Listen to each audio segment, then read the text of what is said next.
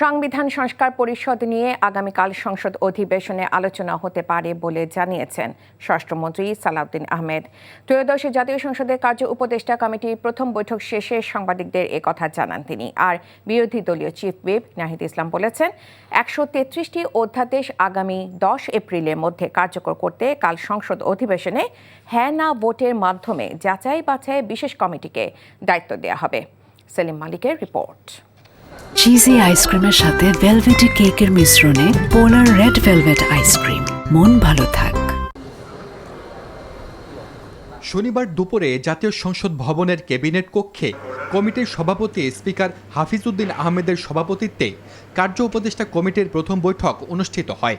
এতে প্রধানমন্ত্রী তারেক রহমান, বিরোধী দলীয় নেতা শফিকুর রহমান, চিফ হুইপ নুরুল ইসলাম মনিসহ অন্যান্য সদস্যরা অংশ নেন।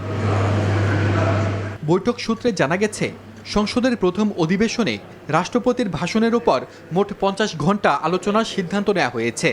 সরকারি ছুটির দিন ছাড়া প্রতিদিন বিকাল 3টায় অধিবেশন বসবে, আর অধিবেশন চলবে আগামী 30 এপ্রিল পর্যন্ত।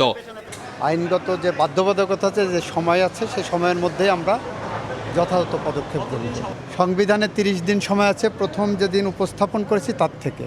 বৈঠক শেষে স্বরাষ্ট্রমন্ত্রী জানান, সংবিধান সংস্কার পরিষদ নিয়ে রোববার সংসদে আলোচনার সম্ভাবনা রয়েছে।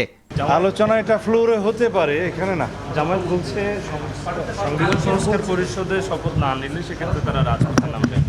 এই ফয়সালা রাজপথে তাদেরকে জিজ্ঞেস করেন। অধিবেশনের প্রথম দিন ওয়াকআউটের বিষয়ে বিরোধী দলীয় চিফ হুইপ জানান, রোববারের অধিবেশনে রাষ্ট্রপতির ভাষণের উপর আলোচনায় এ নিয়ে কথা বলবেন তারা। আমরা আমাদের বক্তব্যটা তো অবশ্যই দিব যে আমরা কোন কারণে ওয়াকআউট করেছিলাম, কোন কারণে আমরা মনে করেছিলাম যে রাষ্ট্রপতির বক্তব্য দেওয়া অনুচিত। সংবিধান সংস্কার পরিষদ নিয়ে তো এই মিটিংয়ে আলোচনা হওয়ার কিছু না, সেটা আমরা সংসদে এই আলোচনা উত্থাপন করব।